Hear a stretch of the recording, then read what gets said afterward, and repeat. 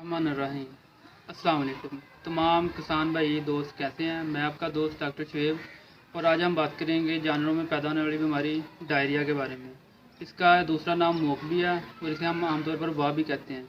ये बीमारी एक बैक्टीरिया की वजह से फैलती है और इस बैक्टीरिया ये ख़तरनाक नहीं है लेकिन नुकसानदा है। ये फैलती कैसे है?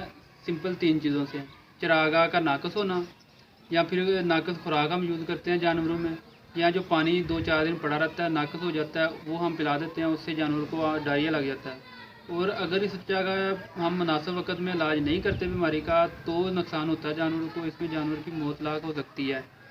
इस बीमारी का जो सबब है वो हमने आपको बता दिया। इसके बाद हम बताएंगे कि जानवरों में जो है इसकी अलामत क्या ज़ाहिर होती हैं।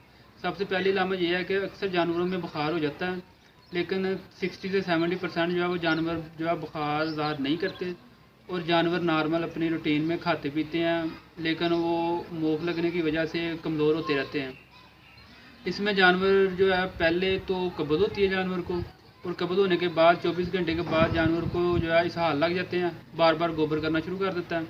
और फिर 48 घंटे के बाद जानवर जो है वाह करता रहता है, बार बार उसको मोक आती है और वो जो खाता पीता है वैसे मतलब पानी की तरह वो निकाल देता है। इसकी ये थी हम अलामत जो हमने आपको बताई हैं। इसके बाद इसका हम आज आपको सिंपल इलाज बताएंगे, क्योंकि यह बीमारी जो बड़े और छोटे जानवरों में सब में ही फैलती है। छोटे जानवरों में इसका जो देसी इलाज है वो ये है कि हम नॉर्मल गाँव में जो है जानवर छोटे भेड़ बकरियाँ जो हैं उनको हम देते हैं पत्ते जामुन के ला के, जामुन के पत्ते खिलाते हैं। और बड़े जो जानवर हैं उसके अलावा छोटे हैं उनको मतलब मिक्सअप सब कोई देसी जो इलाज है वो है चावलों की पिच। चावलों को मतलब ग्राइंड करके पिच तैयार कर लेनी है, उसको सिंपल हम जानवरों को खिला देते हैं। या इसमें एक इंग्लिश दवाई मिलती है बाज़ार से, उसे कहते हैं स्कोरक्स या नो स्कोर। इन दोनों में से किसी एक को इस पिच में या दही में शामिल करके हम जानवर को खिला सकते हैं। स्कोरक्स और नो स्कोर जो है बहुत अच्छी चीज़ है। इसमें जो है जानवर के इसहाल लगे होते हैं उनमें ये बड़ी अच्छी कारगर साबित होती है। इसके अलावा बड़े जानवरों में हम सल्फाडेमाडीन उसे पिलाते हैं 30%।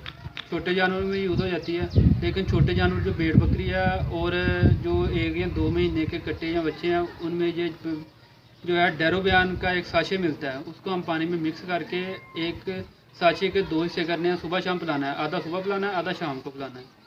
और इसके बाद एक अंग्रेज़ी इलाज है, इंजेक्शन है, जो कि बहुत ही अच्छे और एंटीबायोटिक हैं। उनमें है कोलिमोक्सन। कोलिमोक्सन का बहुत अच्छा रिज़ल्ट है जो हम जानवरों में यूज़ करते हैं और जानवर की मतलब वह कंट्रोल हो जाती है।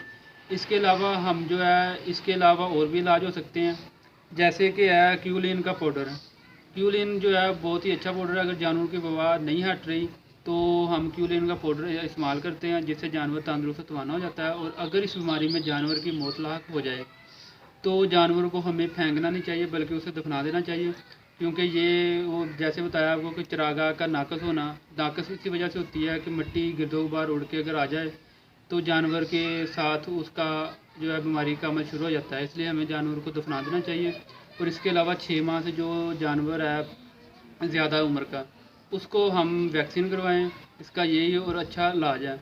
इसके साथ ही आज हमें इजाज़त दीजिए।